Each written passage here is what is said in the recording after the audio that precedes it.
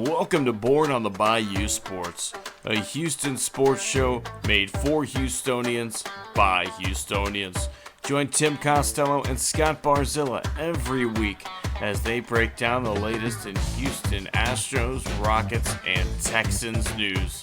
Tim's a former minor league broadcaster, and Scott has written 2 books on the Baseball Hall of Fame. Yeah, if Javier could get it figured out, it would make things a lot easier because he was that guy everybody was counting on this year to be a Cy Young candidate, take that big step forward and help anchor this rotation with Framber. Since he's come to Houston, you can look at the development of guys like Carlos Correa defensively, Jeremy Pena defensively. I mean, you can Alex Bregman's, certainly I think a better than average third baseman.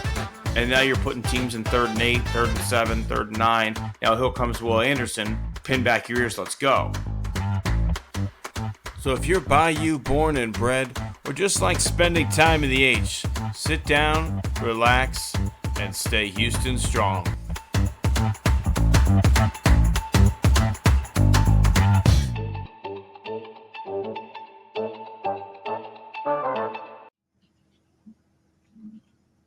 Welcome back in. Born on the Bayou Sports. Tim Costello, Scott Barzilla, coming to you live on our new day, Wednesday night record, Thursday morning release. Scott, how we doing today?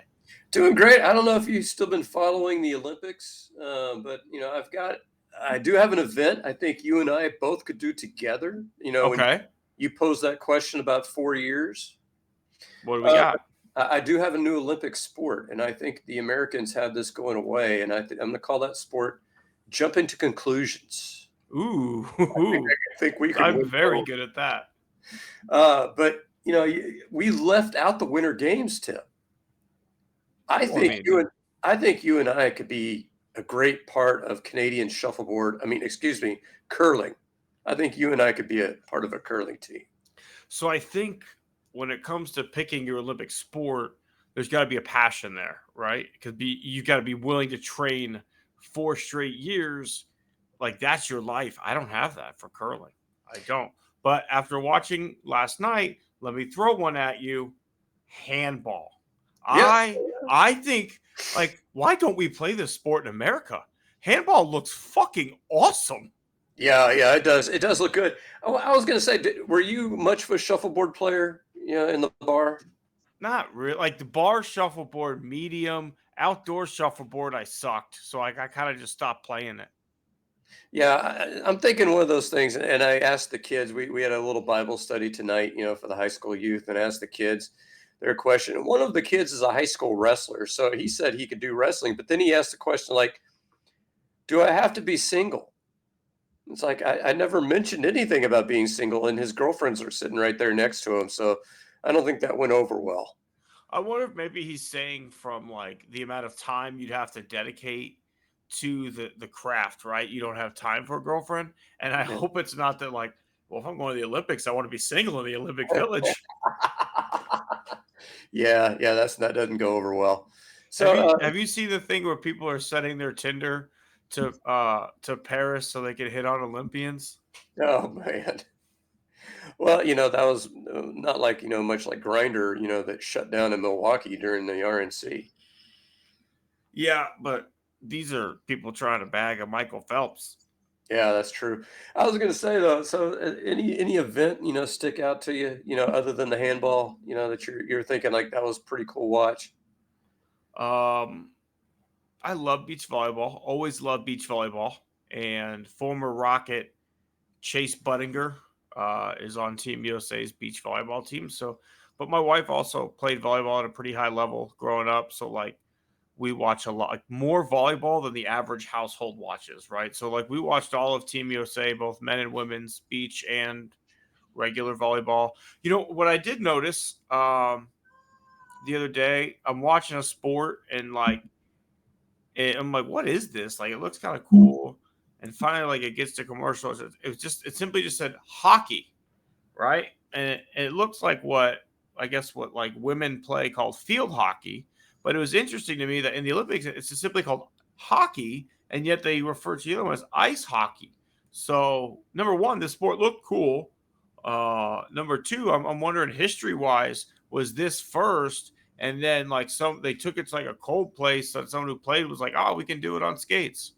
Yeah, that does sound interesting. Yeah, I was, you were mentioning some of the other stuff. I mean, I think obviously the gymnastics. I mean, volleyball. I coached volleyball for years, so I mean, I do have a love for the sport, and and played up through ninth grade. Of course, I think in speaking of that, I think my very favorite commercial campaign. I don't know if you've seen this, is where the parents are probing their kids whether or not they want to quit. Because they're obviously not having fun at it, because there's that parent out there that's got the top, like, hey, like you and Scotty, probably watching an event like, man, if I start prepping her now, I've got an Olympic athlete on my hands. And so, you've got, I love that commercial campaign, like kind of press the brakes, make sure this is something the kids want to do. Yeah, absolutely. Like, do I want my daughter to play golf? Yeah. But like not even for a competitive aspect, more for like weekends together playing golf. Like, right? Like, how much more golf do you get to play when on top of it, it's family time? Like, that's the benefit of like family golf time. So, like I want her to play golf, but like if she gets the Olympics, that's great. Hope I'm caddying. But like outside of that, like I want her to play just so we have something that we love to do together, right? Because like you still play golf with your dad. I get excited when I get the opportunity to play golf with my dad. Like I hope that Scotty and Sawyer plays every now and then with me. I'm hoping as she gets old, she'll want to play more. But like I'm hoping they look forward to those opportunities to tee it up with me. Yeah, and I know Sawyer's she's still playing junior volleyball. No, she gave up on that one. Well, We're doing those some parents, dance. those parents were killing me. Like we were on a second team, like the last like 3 years my daughter played, and those parents, like, they thought my daughter should be playing 100% of the time because she needs a college scholarship, and it's like, you're on the second level team. Your daughter's not that good. Yeah, and you know what? There's another way to get a scholarship. It's called academic, Yeah, right? So crack a book, study up, get that scholarship because your grades, because the athletic part of it just ain't happening. yeah. We went on a tour to Tulane. I don't think I told you about this over the summer. You did. $87,000. Now, Yeah. here's the opening question. I've asked this of everybody. They were bragging about the fact that their psych department does PTSD studies on rats. On So, rocks? on rats. Rats. Okay. I was like, what the So, fuck are you gonna learn from a rock? so here's my question. How do you give a rat PTSD? Do you waterboard it? Do you threaten its family? You maybe like kidnap somebody in the family? I think you got to execute another. I think you got to execute another rat in front of that rat. Well, because the whole thing is like, in order to test it, I'm assuming that they would have to show fear of that thing that gave them the PTSD. Cleaver. Yeah. So you obviously can't kill them, because obviously they don't have PTSD. You kill a fake rat. You got a fake rat that you chop its head off, right? And then anytime the cleaver comes out, you test it to see. Yeah. So Other than that, I don't know. thank goodness there were no PETA people there, because I mean that could have gotten ugly. That's a weird study to brag about, if I'm being honest. Well, because they're the recruiters, and so I'm not going to ask the recruiters that question because they don't know. I mean, they're not in the psych department. Right. But like, if you were being given a tour of Prestige Worldwide from Step Brothers, I think that's the perfect place to mention that they're doing that study, right? Like, Exactly. put white out on a bee, testing rats for PTSD. We're making the future happen here at Prestige Worldwide. But like a renowned university, like just to like, because like as you said, they're not trained to really talk more. They're given a list of bullet points. So like, I wish I could have been in the meeting when they're like, hey, we need something that everybody's working on. And like some assholes like, yeah, put the rat study on there. And then Well, you remember, I don't know if you saw the John Oliver, he was talking about like that, that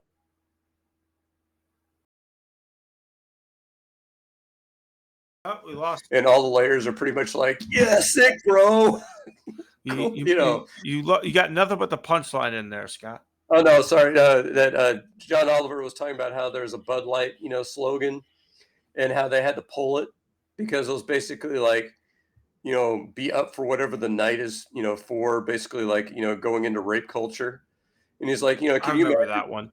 you imagine like the 5 layers? Yeah, sick, bro. That's awesome. Yeah, let's go, dude. So I imagine that was happening at Tulane. How about the rats? Yeah, that's me sick, bro.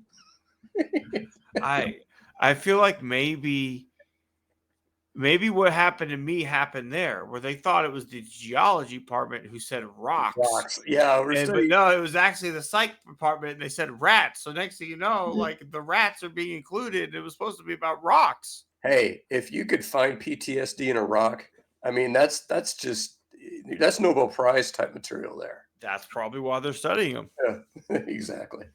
All right, But Tim. I think we've had our fun, Scott. Let's talk about another team that had a little fun up here in DFW, your Houston Astros. Scott, it looked like it could be another frustrating series after game one, where, again, the phrase that we use often, a small village left on base, and a walk-off homer in the 10th inning after a game-tying home run hit in the 8th. But Astros bounced back nicely. Framber Valdez, 8 2/3 no-hit innings. And then on top of it today, another great start from Kikuchi as his Astros career is off to a sterling start so far. Yeah, and he's showing, I think, 2 things. Number one, I think he's showing that, that in dumping the curveball more or less, that was the tweak. And what's funny is that when you're looking in July and in August, you don't have time to change a pitcher's mechanics.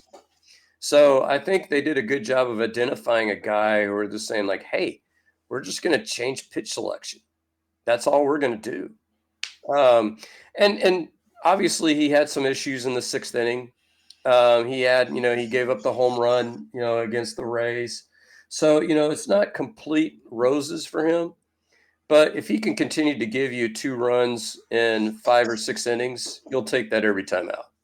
Yeah, and I have no problem with the outing today. I feel like realistically, Dana maybe should have just pulled him after 5. Like, I get the pitch count was good. I mean, not Dana. Joe Espada should have just pulled him after 5. I get the pitch count was in good shape, but obviously you had a great rest of the bullpen the night before. And there really was some signs of fatigue immediately in the 6th inning, right? So even if it wasn't, hey, I've got 5 out of you, thanks. I feel like the moment that walk went out and he just lost control of the zone, it would have been like, okay, let's do it now. So other than that, though, I feel like that's maybe on the manager more for this guy. If you realize, like, hey, you've mentioned it before, get these people out on positive notes, right? Let's build some positive momentum. So instead of being taken out after a 2-run homer after a great outing, get them out after 5 good innings, 5 no-run innings, hand it over the bullpen, and let's go. But I do want to. You mentioned a great point of finding a guy like Kikuchi where you could look at some different numbers and bring him in and say, hey, stop throwing this pitch, right? Because that's really what it is at the end of the day. Like, guy hangs on average 1 to 2 curveballs a game that get hit out of the ballpark in Toronto. So you bring him over, you say, stop fucking throwing the curveball, and next thing you know, you got a pretty damn good pitcher in your rotation, or at least five 2-run innings, 5 1/3, 5 2/3. Like, okay, we're in ball games, we're competing, we're ready to go. That was better than what Jake Bloss was doing, right? So I do have to commend Dana for, and his staff too, for being able to identify once again a player like that, where you can say, hey, the batting averages against on these other 3 pitches are phenomenal. The batting average against on the curveball is great. Let's go get this guy. We'll tell him to stop throwing this pitch, and we'll be good to go. Yeah, and the other part of that trade, obviously, have you seen what Loperfito's been doing in Toronto? I know he's been playing better than he was here, and you and I talked about him needing everyday playing time. Well, hold the phone there. He's hitting 220, and his strikeout rate is about 50%, almost 50%. Okay. In fact, they sat him down today. and didn't play him. Oh, And so I think when you look at that deal, that's going to turn into how good is Bloss going to end up being, agreed. and we don't know that answer. Um, I don't know what you think of this new kid that they just brought up. I mean, obviously had a good day today, Yeah, great day today. two for 4 days. So, um, He's an interesting player, right? Because he's what you're kind of hoping Paredes can be when you didn't trade for him, right? A first baseman slash third baseman, athletic, has some pop. He's just so young, I think, and yeah. And what kills me though is when you look at this, and this goes to your point last week when you were mentioning guys like Kevin Pillar. When you set your lineup with, let's say Diaz catching, Singleton first, Altuve second, Bregman third, Pena short, Alvarez DHing.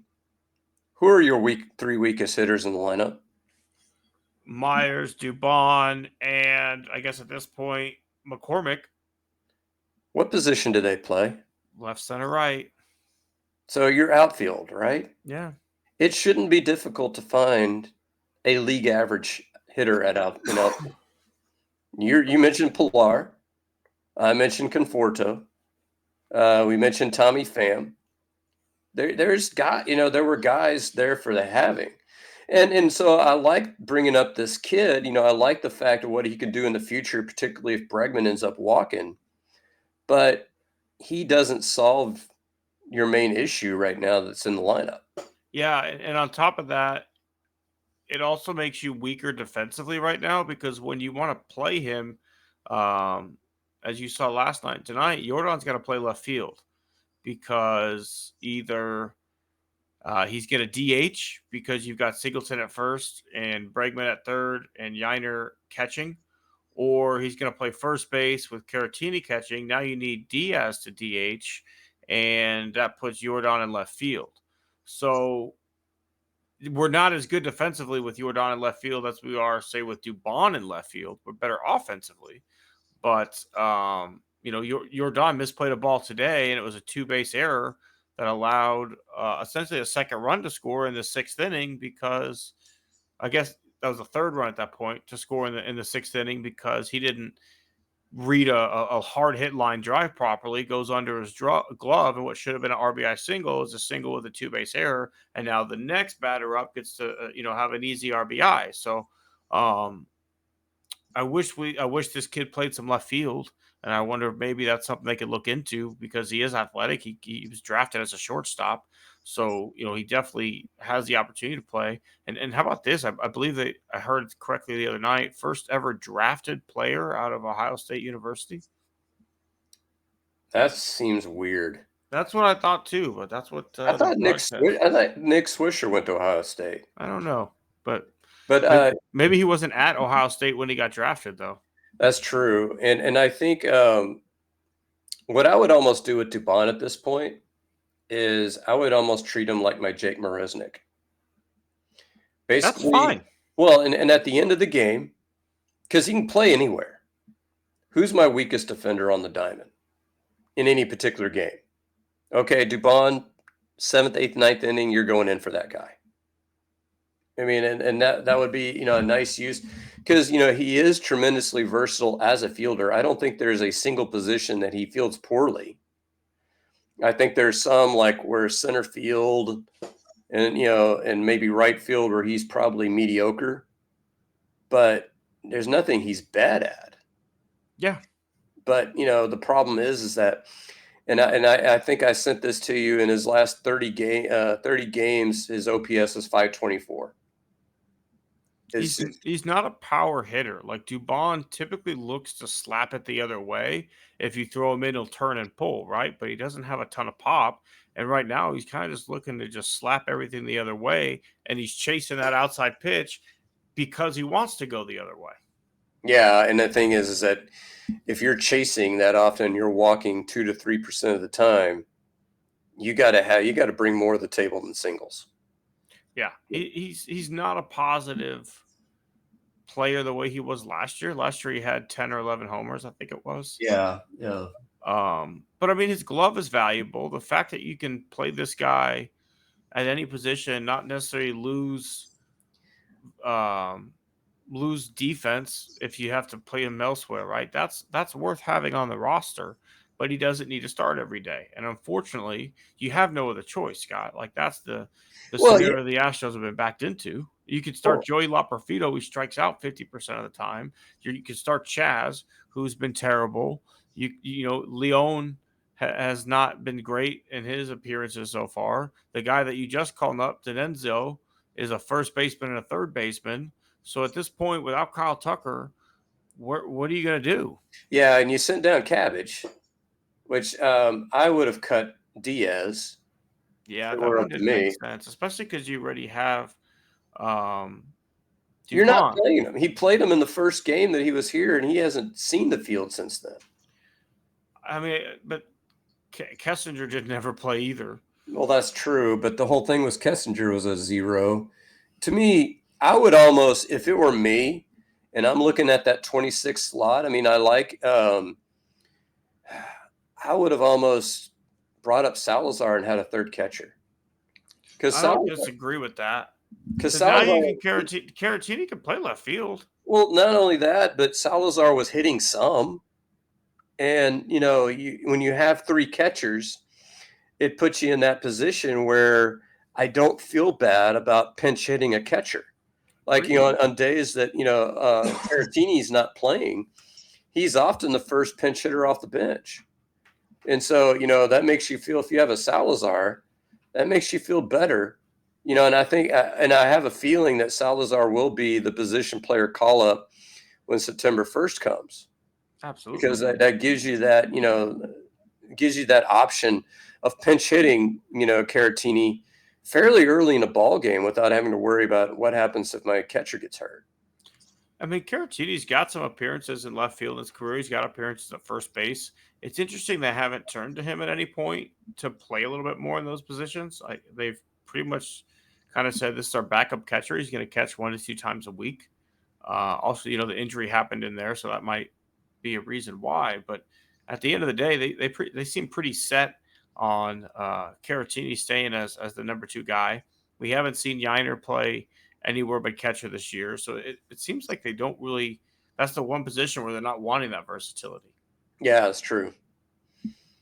But overall, Scott, let's talk about the pitching.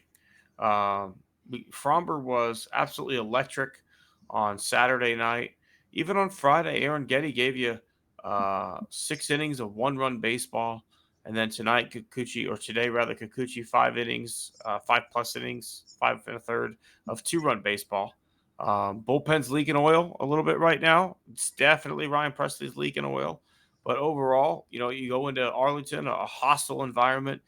You take 2 out of 3. As of now, they're in a tie for first place. We'll see how the Mariners end up tonight. I actually looked this up. I want to give you 2 numbers and see if you can remember. This is from the 2017 season. Pitcher A pitched about 90 innings, had a 3.8-ish ERA. Pitcher B pitched about 50 innings and had a 7.89 ERA. Do you know who they were? They were both Astros They were both Astros at the time. at the time. In 2017, one pitched Yep. 50 innings and had a 7-point-something ERA. I'll give you a clue. One of them was not on the postseason roster. I'm going to guess Mike Fiers. Well, I'm going to stop you right there because they were both Mike Fiers. Oh, One is Mike Fiers before the All-Star break. One is Mike Fiers after the All-Star break, who we might affectionately call El Rato. And I say that to say this, and this has been and it finally dawned on me, and I wrote this article on Crawfish Boxes this week. I don't know if you had a chance to check it out, but basically the whole idea of the back of the baseball card is just a stupid concept. When you look back at everybody's career in individual seasons, guys are not gangbusters the whole year. I mean, you look at like Jordan's season's peaks and valleys. When you look at Bregman, his season's been peaks and valleys. And so when you look at hitters and pitchers, and to me, the biggest example of that is Hunter Brown. I mean, what's Hunter Brown's ERA now? Like, what about? Gotta be below 4 now at this Yeah, he's point. below 4, but he was like above, what, 6 through May? Yeah. So, I mean, you're talking about a tale of, and Ryan Presley's another guy who, was absolutely terrible, through at least May. And then, since May, with the exception of a couple of outings here. 3.98 for Hunter Brown. Yeah. So if you look at Ryan Presley since June 1st, it's been fantastic. I would say probably Josh Hader's been pretty good since June 1st as well. And so what bothers me about Astros managers, particularly recently, is that they think too much in who was good in 2023, which 2023 is over. It's gone. Leave it alone. And what are the guy's overall numbers? Okay, great. Gone. I don't care what the guy did in April. I care what they're doing now.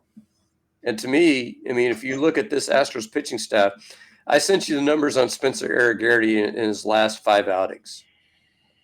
His last 5 outings, he is 0-3 with an ERA of about 3.67 in 29 innings. Will you take that? Everything but the 0-3, yeah. Yeah, everything but the 0-3. I was like, he gets a free punch to the junk of a hitter of his choice. He's getting the 2005 Roger Clemens treatment. Yeah, I mean, I don't know. Who do you think if you're Spencer Arrighetti and you could punch somebody in the junk on the team, who do you think is the number one culprit there? Oh man, probably Bregman. Yeah, I could see that. A lot of double plays, a lot of lack of 2-out hitting. I could see Bregman getting punched. I could see it being deserved. But I think what you're saying is great because I think today's game is a great example of it.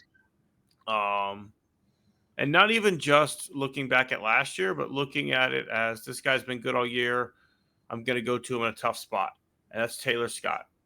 The guy has been struggling lately. Like baseball, as you said, is a game of peaks and valleys. And when I was a broadcast intern, my job was to find trends. I would, what's a guy doing over his last 10 games? Is he hot? Is he cold? Who as a pitching staff, who's getting outs consecutively right now? Who's been hit around? And a good manager would ask me for those stats. The other managers that we had in Grand Prairie that weren't as good before Chris Bano didn't ask for those stats. So my point is a manager gets stats every day. They should know how guys are trending.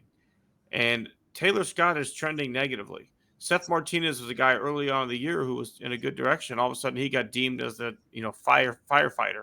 Anytime situation popped up, Seth Martinez, first one out of the bullpen, let's go, and you just burned that guy up and had to send him back down to AAA, where there doesn't seem doesn't seem to be the ability to follow the trend outside of 7, 8, 9. These guys go if they're healthy and have time, and that's a little concerning for me, Scott, because when we decided a spot was going to be the guy, these are kind of things that maybe we were a little more excited about because we thought Dusty leaned a little bit too much on the same guys in the same situations. And we kind of hoped Espada would follow the trends a little bit more, would be a little bit more willing to see who's pitching well, to see who's doing things well, and go with that hot hand. And it just seems like he hasn't been doing that as much. Yeah, I agree. And I think part of the problem is I think managing a bullpen is, I think, the single most important thing that a manager does. And the difference, because I could see two roads on this. I could see the road of, hey, I know I'm the 7th inning guy, so I'm going to get into a routine. I'm going to start stretching at a certain point. I'm going to start getting loose at a certain point. I know when I'm coming in. I could see a lot of value in that. But you mentioned guys like Taylor Scott. They send down Seth Martinez, who's been good for the bulk of the year, but maybe not right now. But you look at a guy like a Caleb Ort, who's been really good since they called him up. You look at a guy, Dubin, who's suddenly been good lately. So maybe these are guys that need more run. Yeah, it just doesn't make sense sometimes with the reliance on Scott or the reliance on Martinez. You basically gave Martinez dead arm. Then you started Taylor Scott, let him go 3 innings, and he hasn't been the same since. And so it sucks, but hopefully the team overcomes.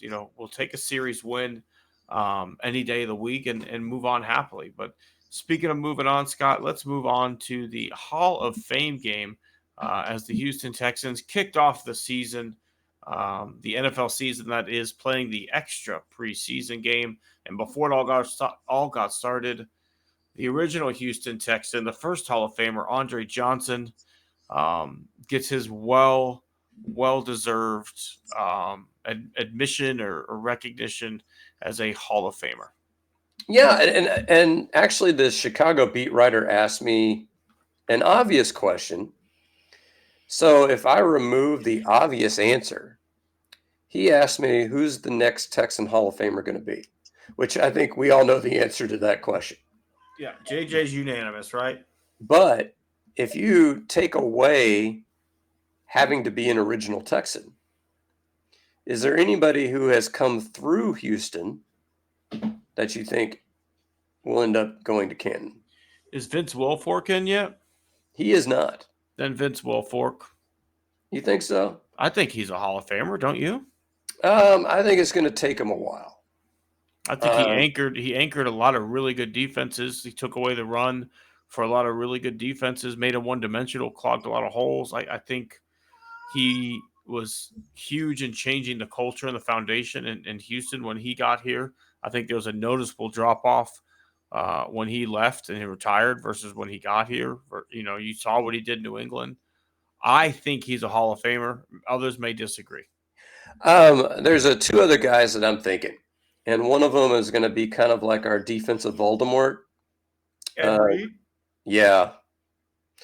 And based on solely, obviously, what he did in Baltimore. Obviously, yeah. But the one who played extensively in Houston, I'll throw his name out. What about Jonathan Joseph? I was just thinking that as well. I think he's a guy that maybe takes 6-7 years of eligibility, and unfortunately, a guy like the General arguing for him in the room. I hate John McClain, but like at the end of the day, this is why we have him, right? Like we need somebody in there arguing for our guys. And you want to talk about turning the franchise around? There were 2 signings that the Texans made in that lockout year that completely changed the face of the defense. One was Daniel Manning, and the other one was Jonathan Joseph, right? They wanted Nnamdi Asomugha. They came up empty on that. They immediately pivoted to Jonathan Joseph, and I think time would show that they made the right call there. Oh, yeah, and it was complete luck, right? Because they wanted him, and he just didn't want to come. But, the thing is with Joseph, I don't know if people realize how long he played. I mean, he would play 15 years, wasn't it? Yeah, it was close to 15 years. I mean, and you want to talk about another guy who's still playing. He just signed. Kareem Jackson's been at it a long time. Yeah, he's not a Hall of Famer, though. No, he's not. But he's been at it a while. His first year in the league was so bad when they just threw him out there as a starting corner as a rookie, and he got just toasted on a daily basis before Wade got here. But I like Kareem. I think he's a good player. I think he has had a wonderful NFL career. But so the thing that's tough is like a guy like Arian Foster probably should get some recognition just because the life of an NFL running back is so short. And for 6 years, Arian Foster was one of the best running backs in the league. Yeah, I think he's like a Terrell Davis. Yeah. Terrell Davis's career wasn't very long. But Terrell Davis is in the Hall of Fame. But did he have a 2,000-yard season, or am I smoking crack on that one? I don't think so, but I'm not sure. But he did lead the league in rushing, I think on a couple of occasions. And that's that same one-cut offense. And so Arian Foster and Terrell Davis probably pretty similar backs, although I would say Arian Foster is probably a better receiver out of the backfield. Yeah, Foster was just a guy you want to get the ball in his hands in open space, right? Where Terrell Davis may be a bit more of a pure running back. Arian, you could line him up in the slot. Like you could put Arian Foster on this offense right now And he could do a litany of things for this team, right? Like he would be the ultimate running back on a team that Bobby Slowick is coaching, because you can line him up in the slot and put somebody else in the backfield. You can have him come on an end around. You can get him out of the backfield on a quick out route, things of that nature. So, yeah, I think Arian is a guy who probably won't get it because he doesn't have the longevity, but he's somebody who should have some serious consideration. Um, Trying to think who else. Maybe Dwayne Brown, left tackle. Yeah, he's been around. He's been at it a while, and we are leaving one guy out who glaringly. I mean, obviously Kevin Walters deserves to be in the Hall of Fame. I mean, it's just obvious Are the we talking? best blocking wide receiver ever, probably. Are you talking about Hopkins? No, Walters. I'm Oh, I thought you were. Oh. See, Hopkins would be the one that's a maybe. I just don't know. Like today is the day of the receiver, right? And yeah, did Hopkins do enough to differentiate himself from all? Like when he comes retired and then has to wait 5 years, he's got to compare his stats against all those other receivers who are also really good at this time where we're throwing the ball around. And I just don't know if his stats are going to stand out enough. yeah, he needs about, I would say, a solid 2 more years, I think. And and supposedly he's hurt right now, so he's not going to start the season with the Possums. But I was gonna, speaking of the Hall of Fame game itself. So if I'm going to go stock up and stock down, whose stock rose in your opinion? I'm going to take the obvious one right away. Davis Mills looked absolutely fantastic. He looked crisp. He looked like he had a full control of the offense. I thought he looked wonderful. Yeah, I think he only had one bad throw in the whole, and he's 10 for 12 for I think 105 yards and a touchdown. Nice touchdown pass to Tegan IR Quinteriano. Yeah. Because I mean that guy lives on the injured reserve. But if I throw out my choice, because I think Davis Mills is a great choice, I think Xavier Hutchinson, absolutely. I mean, I think if there's a battle between him and John Mechie, he's definitely got at least 2 steps ahead on that battle. No, I think you're absolutely right, because my stock down was John Mechie. I Yeah. think this was an opportunity for him and Hutchinson to step up and show that they deserve some place in this offense, because there is room for a fourth receiver, right? Like guys need a breather out there. Like there's a chance that you might have to play a game when someone gets hurt. Like you don't want it to happen, but there's a chance, right? And Mechie's a guy who you can play some slot stuff with him. You can run some sets where he's out there. And I understand everything he's been through, and I commend him for the courage to get back to the field. He's just not as good as Xavier Hutchinson. Yeah, and I think the third guy that I'm thinking of on defense is Bullock. He had Okay. that. Yeah, he had that strip, the fumble that we should have recovered. All you Yeah. had to do was just fall on it. They tried to scoop it, and run with it. But he showed, some really, some good coverage and recovery skills. And the scuttlebutt is that they're moving Jalen Petrie basically to Desmond King's spot, where he's like the nickel corner. Mm-hmm. So there's going to be an open spot there for a free safety. See, And I'm worried about that move, because I think another stock down guy for me is Jalen Petrie, because I yeah, think his coverage was terrible and has been terrible. And then if you look at some of the footage that comes out of practice, like he gets beat like a fucking drum, man. Like I think he's better playing as like a coverage linebacker and like a subset. Like he tackles well, he can hit hard. He's better than some middle linebackers. So if you wanted to use him in like a nickel package or a dime package as a sub linebacker, I'd get that. But right now, like to me, his stock is way down. I think the two guys that we drafted in the secondary are both going to be better than what Petrie is, because I mean he couldn't cover a fucking Journey song right now. what's funny though is I think it was true, and this is where I really like the place where we're at with D'Amico. Last year and this year, the purest form of coaching is the first year you're in a program, because I don't give a flip who you are. I'm putting the best people on the field.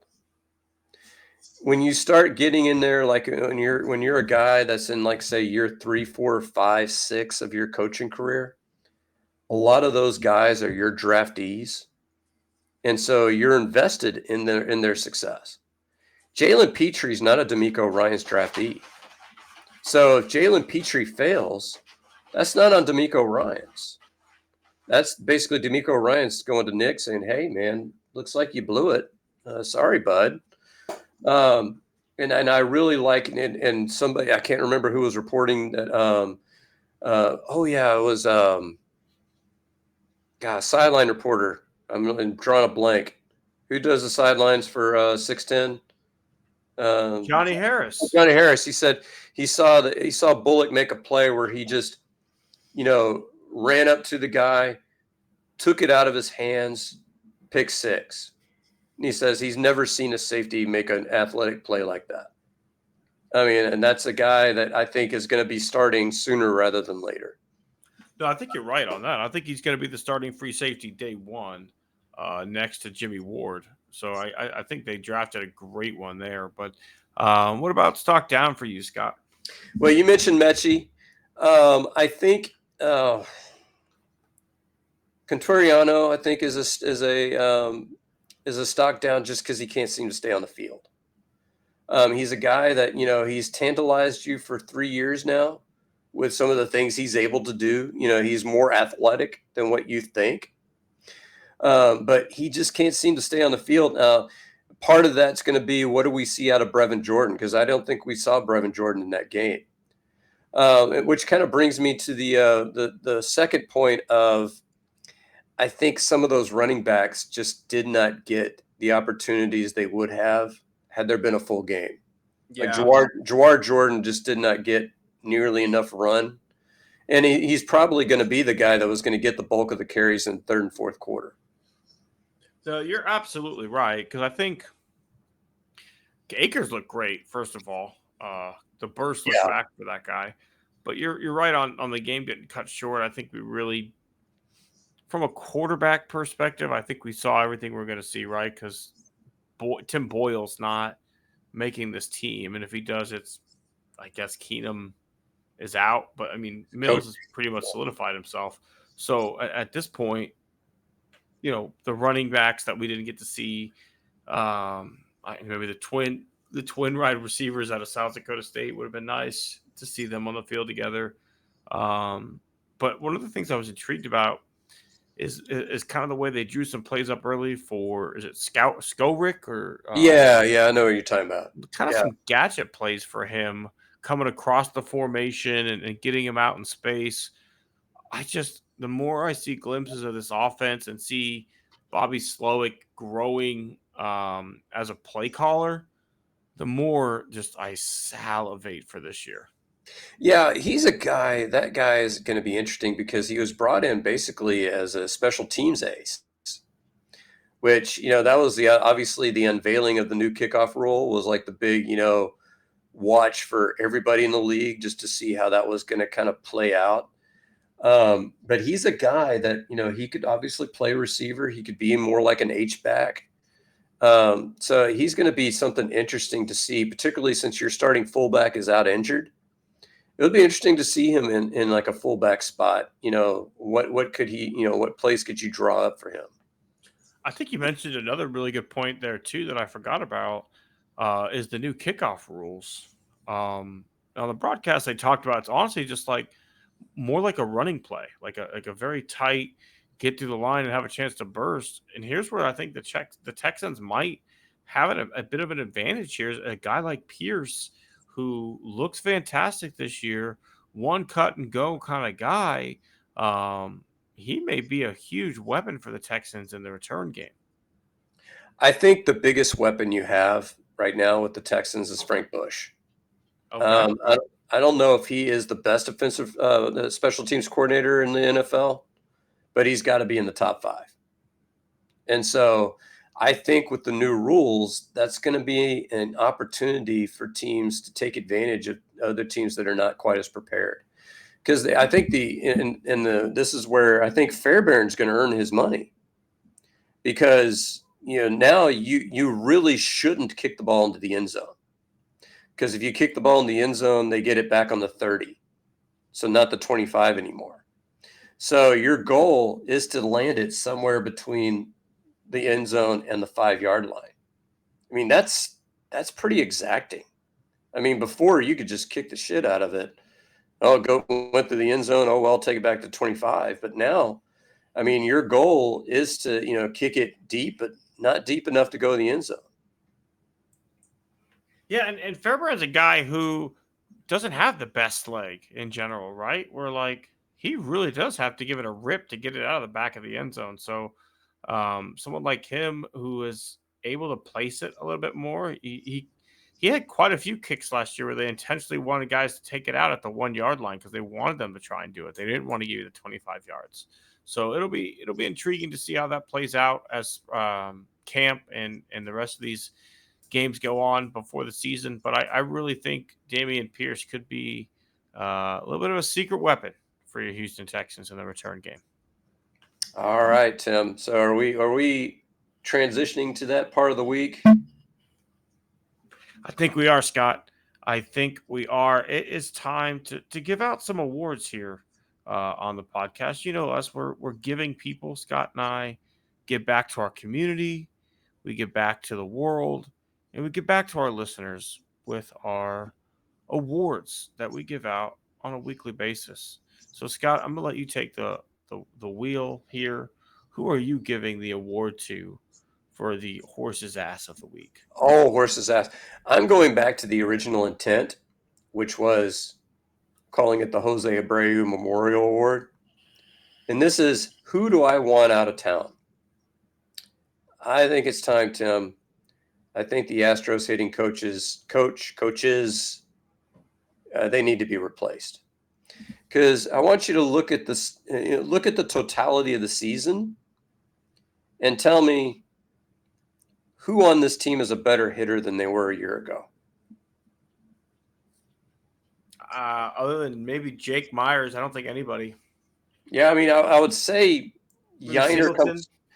Singleton. Yiner comes close in terms of batting average, but obviously the power numbers are down.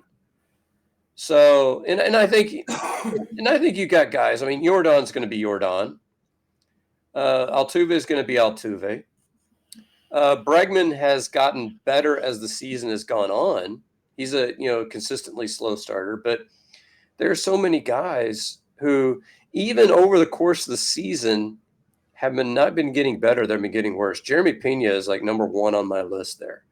Jeremy Pena, when he started off the first 6 weeks or 8 weeks, I was thinking, give this guy a long-term contract now. He's an all-star. I wouldn't put Jeremy Pena on the all-star team now. Not the way he's been playing. No, you're absolutely right on that one. I think that's a great pick. The offense is frustrating at times, maddening at others, and about 2 to 3% of the time, you're like, okay, we're rolling, boys. And the 2 to 3% of the time carries that other 97% of the time. And everybody will just argue at the totality of the numbers, back of the card stuff.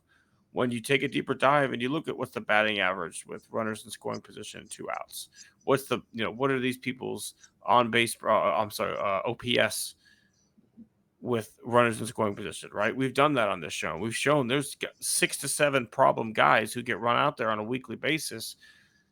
And these guys don't get better. They don't change their approach. It's frustrating as a fan sometimes. So, yeah, I think that's a great pick for the horse's ass of the week. I'm going to give mine to, I guess it's going to be more of a totality of Republican talking heads. And I know we've done this before, but like Tim Walsh has been picked as the vice presidential candidate in America. I love this guy. First of all, I think it's a great pick. Second of all, they don't really have much on him, right? Like he's all around a good guy. He was high school football coach for a state champion high school team, also while being the faculty advisor for the Gay Straight Student Alliance, the Gay Athlete Student Alliance. Same time, helping both sets of kids. Obviously, he's a teacher. He doesn't have any stocks. He has just 2 pensions, one as a teacher and one from his time in the National Guard. So because this is just like a good guy, um, out come the Republican talking heads with the big old socialist and the big old communist because they have nothing fucking better. And for that reason, like I wish they would get out of town. I wish they would go away. And I wish like we could just go back to the world where we realize like these people suck. And now you've got like some good people. I couldn't be happier that someone like Walsh is getting elevated to the national stage. Let's just take a step back and realize like we've got some credible people in leadership positions possibly here again. Let's be thankful for that. Let's not fucking ruin it.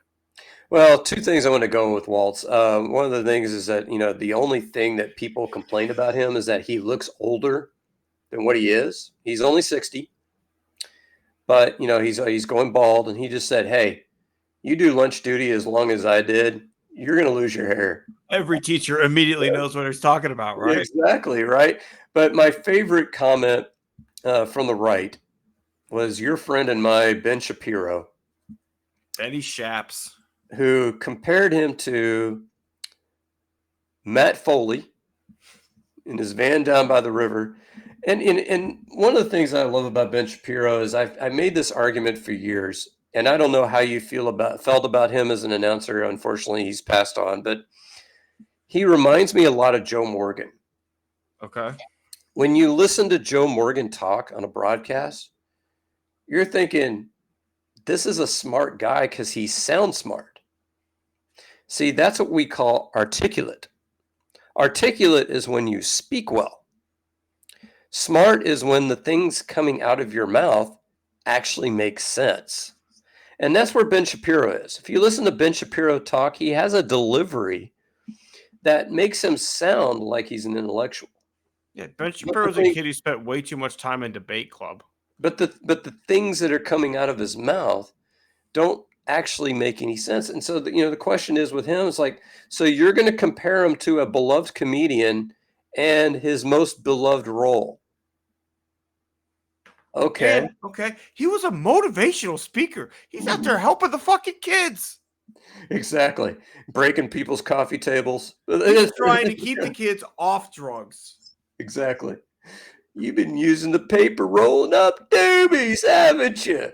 I love that skit so much. Like Phil Hartman sets it up perfectly where he brings the kids down and he's like, I got someone to talk to you.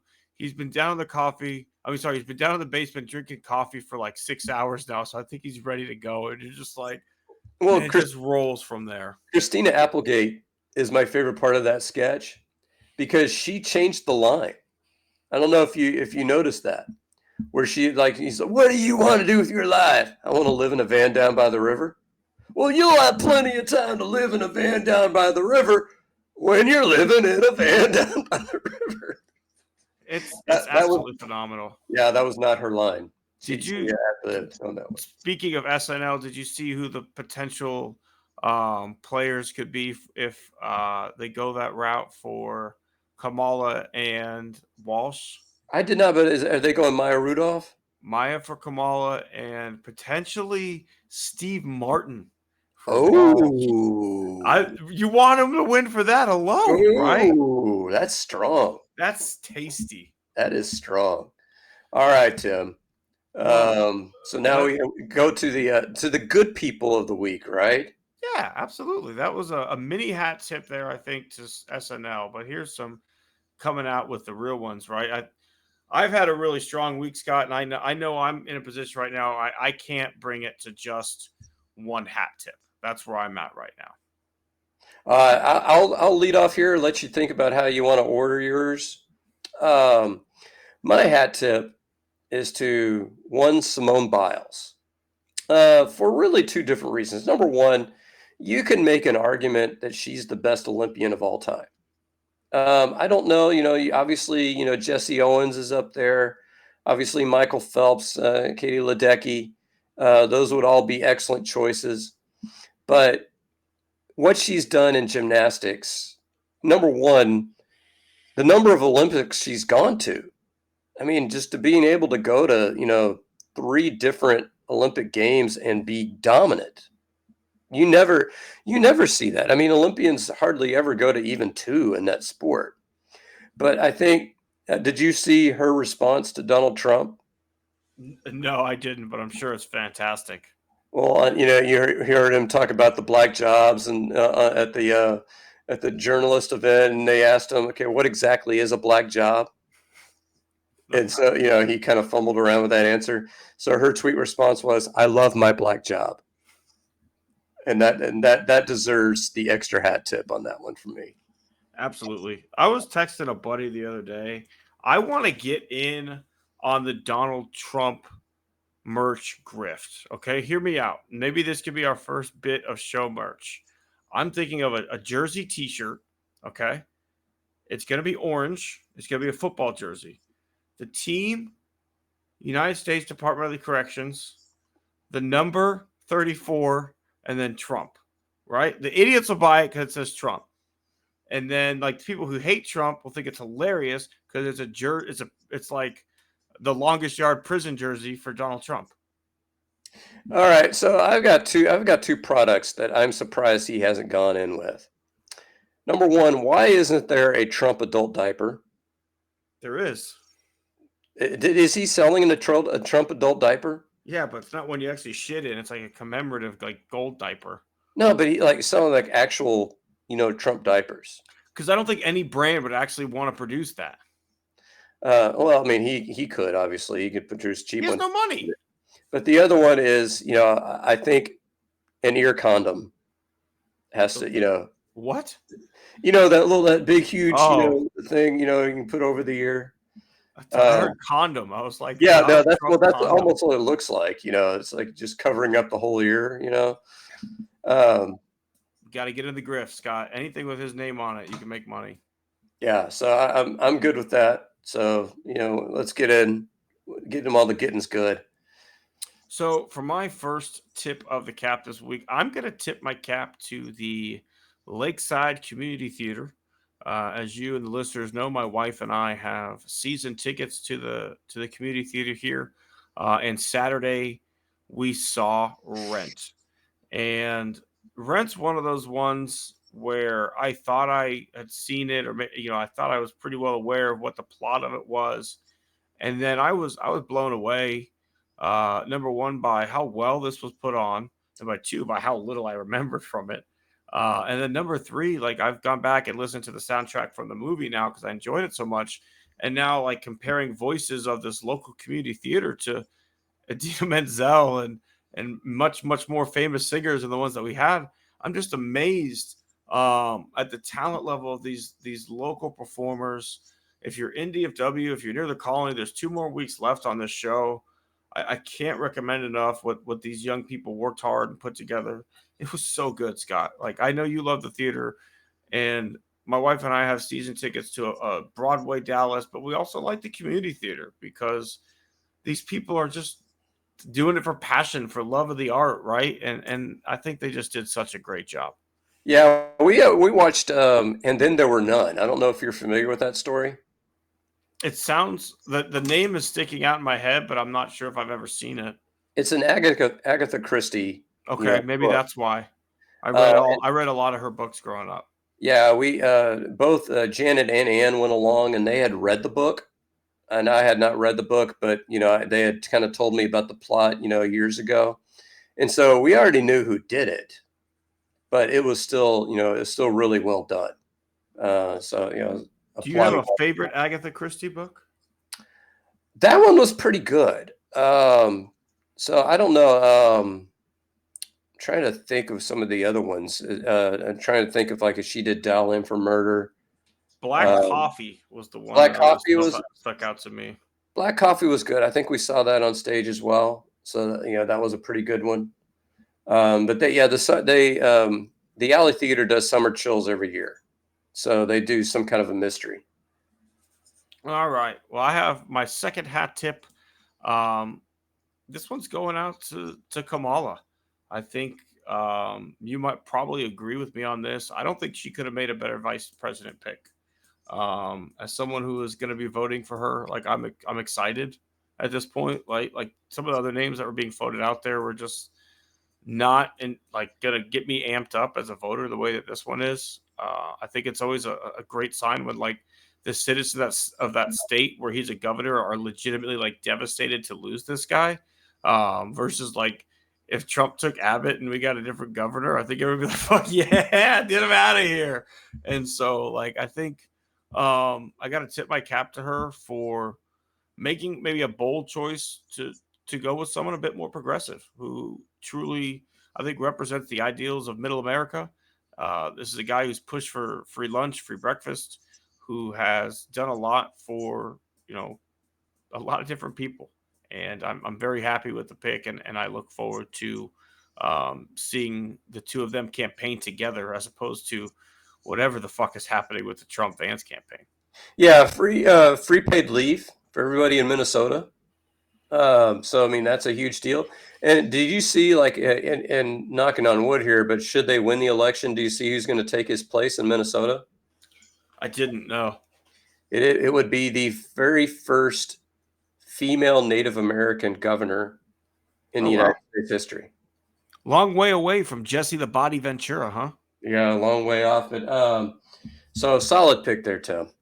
Thank you. But I think those are going to be the main tips of the cap this week. A big thank you to my Aunt Kate for the tickets to Journey, and I'll give her a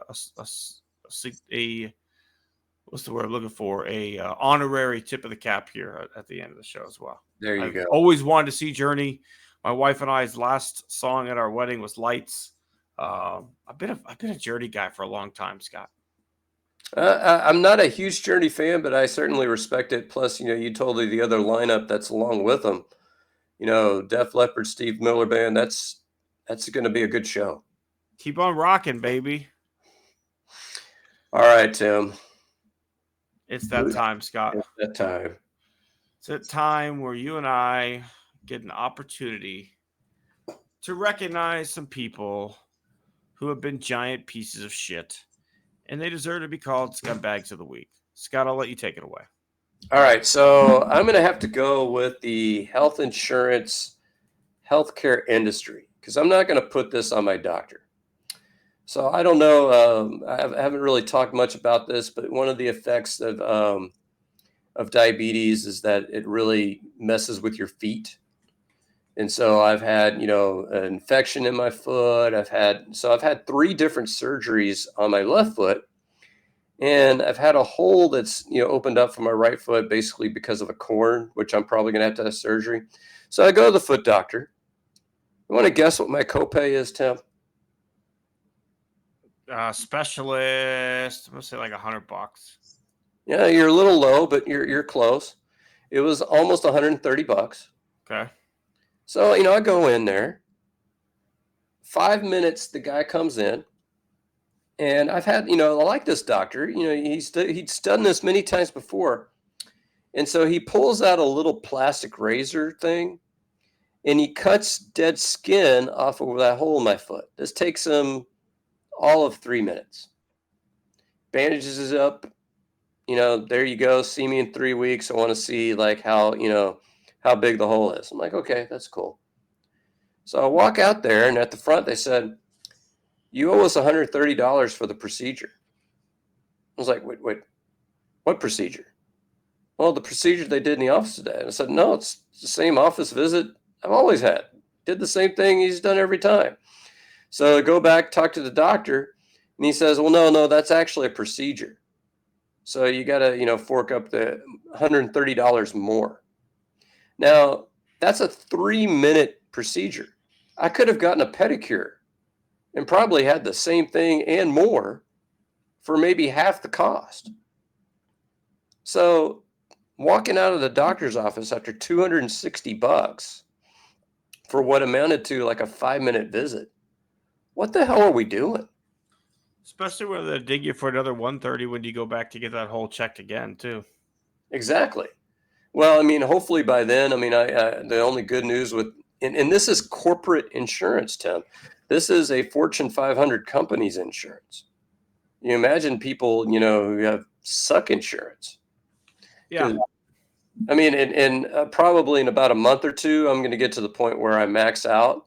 and I don't owe any copays anymore, at least until through the end of the calendar year. But still ridiculous, It's just No, bleed you dry. you're absolutely right. Our healthcare history is broken, has been broken for 20, 25 years, and we continue to do nothing about it.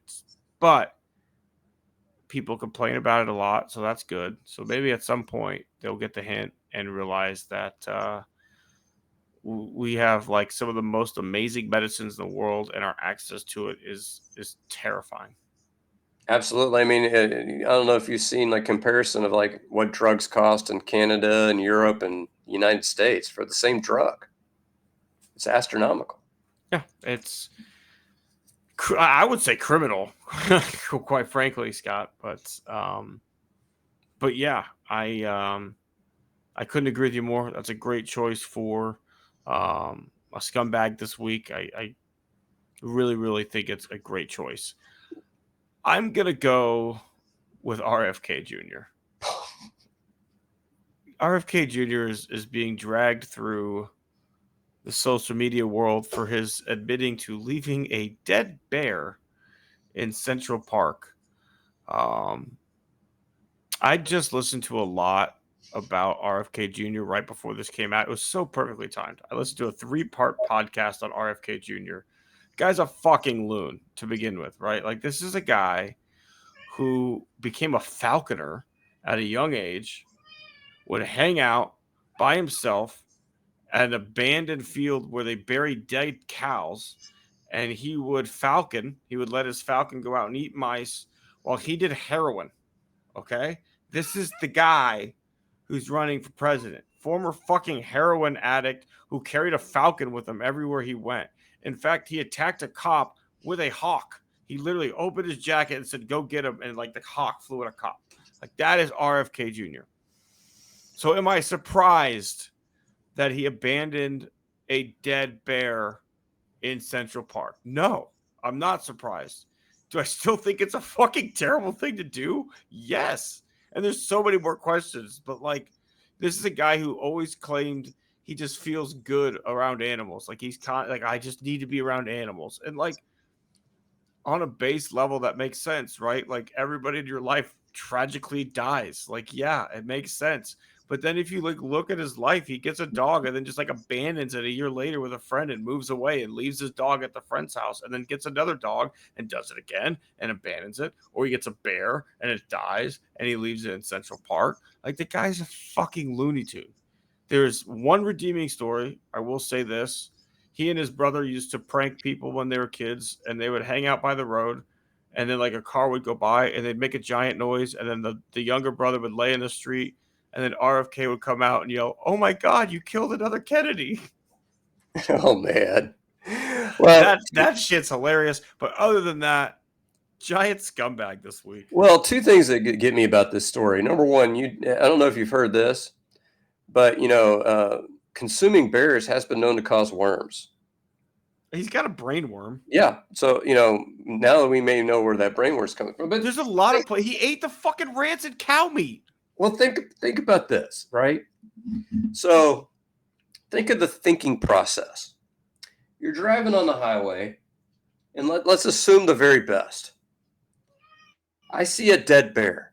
Mm-hmm. I'm thinking, if that thing's on the side of the road went down dark, man, I'm gonna put that in the back of my flatbed truck. Maybe eat some bear tonight. But I guess on the way home, maybe he stops at the Sizzler, and maybe he has like an extra large steak, and he's just like, man, I'm full.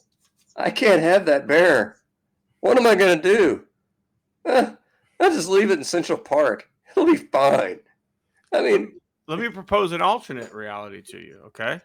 I want you to imagine this with RFK playing the part of Larry David and Cheryl Hines playing herself, okay? He's coming home. He does find the bear, as you say. He thinks, wow, this will be great as a bearskin rug. Cheryl will love this. So he brings it home. And then Cheryl Hines freaks out and says, oh my God, Larry, oh my God, what are you doing? And now Larry has to get rid of the bear. So Larry decides to abandon it in Central. Oh, I'm sorry. We're talking about RFK, not Larry David. What? But no, essentially that's what this is, right? It's a fucking Curb episode where now he's got like a dead bear on his hands and he needs to like abandon it. So he thinks I'll put the bear back where like it would have got loose, Central Park. People think a bear got out of the zoo and it just died. Yeah, the rumors are basically that he's already gone to Trump and said like, "Hey, I'll drop out if you promise me a cabinet position." Yeah. And what would that guy? Of course, with Trump and cabinet positions, I don't even know why I asked this question, but what would he be remotely qualified to run? What department? I'm gonna say none, but I think it'd be hilarious if you put him in charge of like the Department of Transportation. I don't know. I'm thinking. I know he's not military. His cousin died in a plane crash. I know he's not in military, but maybe maybe Space Force. Space Force would be good. What about national parks? He likes bears. Yeah, that's true. He could be a park. He could be a park ranger. But he fits in well perfectly with the Trump team because basically they're just weird. They're weird people. Yeah, I mean he is beyond weird, right? Like he's a guy who will sit there and say like vaccines aren't bad. We just need to research them. It's like, bro, we've done fucking research, right? Like look at maybe you personally were in the lab, but you're not a fucking scientist. So like just read the report and move on. Like he is a bad faith actor. He's someone that like needs the attention, right? And so being able to share stuff like this allows him to get that attention. He's an attention whore. Like that's really all he is. My personal favorite, though, and you were talking about this goes back to that whole conversation about the whole group, is I don't know if you heard from JD Vance's wife had to say. I didn't. So she just said, like, okay, women who can't have children, no. My husband's not talking bad about you. He's just talking bad about the people who choose not to have kids. They're bad people. They are. I mean, I just can't anymore with them. Like, I'm literally at the point in my life where if that's how you want to live and that's who you want to support, I can't be around you because, like, I'm going to say things that piss you off. I am unabashingly me. Have never been anything but. In fact, this week, my future brother-in-law sent me a text that, like, called me out for one of my Facebook posts. And he's like, who's in your family? Like, your wife's family. You shouldn't have put that up there. I said, I know who's in my wife's family, but they also know who I am. You're just now following me on Facebook. I've been posting like this for years. And if you can't handle it, don't follow me, right? But like, if you can't handle who I am, we're not going to get along. So, hey, cut it loose. The people I can't get is, and we dealt with somebody like this, and I'm not gonna put them on blast or anything, so I'm not gonna mention names or where this came from, but we were talking to him about getting registered to vote because he's in his 30s and he hadn't registered to vote yet, and he finally registered to vote over the summer, and so we were talking to him about the election. He's like, well, I'm gonna have to do my research, and it's like, what in the fuck are you talking about? I mean, to me, anybody who calls themselves an undecided voter, I have no idea. I mean, I would much rather you sit there and say, I'm full-born MAGA, and that's the way I am. Well, I'm fine. I'm fine if you do like legitimate research, right? Like if you literally go look at what Project 2025 is, or you look at what Trump's goals are once he gets into office, and then you look at like what Kamala's goals are, and you look at what she's done, what her record is, and you look at what Trump did when he was in office, and you come to the conclusion that Trump's a better pick, you don't know how to do research. Or you have a conclusion that you're looking to support with false data at that point, right? You're going to manipulate data to prove what you already think. But the point is that you're that disconnected that you're sitting here in August 2024 and you're like, I still need to figure out what's going on. Makes you a little jealous, though, doesn't it? Don't you wish you could fucking have no idea what was going on, Scott? Like sitting here knowing what we know, how frustrated we get on a day-to-day basis about shit. Don't you wish you could just be like, so who's running? How many years did they serve? Is it one? Have you seen that SNL sketch? But, I haven't, no. and so they just have all these people. So when is election day? Somebody, so did they serve 1 year, 2 years, 3 years, 5 years? And then you have another one, sitting there like, so, I remember I had we'll call her an ex-aunt who she said, I'm not voting for Michael Dukakis because he doesn't wear socks. And you're just like, what? This is 1988. I was 15 years old, and I'm still at that point. I'm going like, what the fuck are you talking about? They let you have a vote? I mean, like, I Dukakis lost because of the ad, right? Like, I hate that people were persuaded by that, but like it worked. But for the no sock thing to be the Yeah. thing that got you, like, I'm fine with him letting that convict out. Hey, programs get messed up, right? These are why we try things. But this guy is out here putting Wear his boat shoes. nasty ass feet into shoes. What happens if he goes bowling? Does he just bowl with no socks? Like, there's a bowling alley in the White House. I can't vote for a guy like this. Exactly. Exactly. Those people boggle my mind even more than MAGA. Because like I get, like, I have family members who are MAGA, and I get it on a certain level. I mean, there's certainly some cognitive disconnect there, some cognitive dissonance that happens there, but I get it. And because what it is basically is it's how much can he hurt the people that I hate? That's what it's all about. It's not how much is he going to help me, because he's not going to help me. It's how much does he hurt the people that I don't like. And I think I'm gonna end it with this. That's why I enjoyed the play Rent so much. I thought the message was so relevant to today. Like, I get that AIDS was a big part of it, and that's not as huge a thing anymore. But the backdrop was just like, find a way to love people, right? Like, it doesn't matter whether you're a trans person, or you're a gay person, or you're an anarchist, or you're a starving artist, or you're a former druggie. Just find a way to share some love with people, right? And I think that is what was so powerful about that play, and I think that is um, why it hit so well. And I wish more people thought like that, right? Just find a way to share some love with the world, and let's not stop worrying about hurting other people, and start offering that hand up. Absolutely, Tim. I think that's a good note to end on. All right, Scott, what do we got going on this week in the crawfish boxes and on Battle Red Blog? Well, obviously, on Battle Red Blog, we're going to be covering that second game. We're going to see, whose stock is up and whose stock is down after our tilt with the Steelers, who, I don't know if you heard, may end up having a new wide receiver by then. There's some rumblings. Yeah, and then with the Astros, I mean, obviously, they're starting a tough stretch here. They're going to be playing the Red Sox. So, if they can win 2 out of 3 there, obviously that's huge. But, we'll be covering it one way or the other at Crawfish Boxes.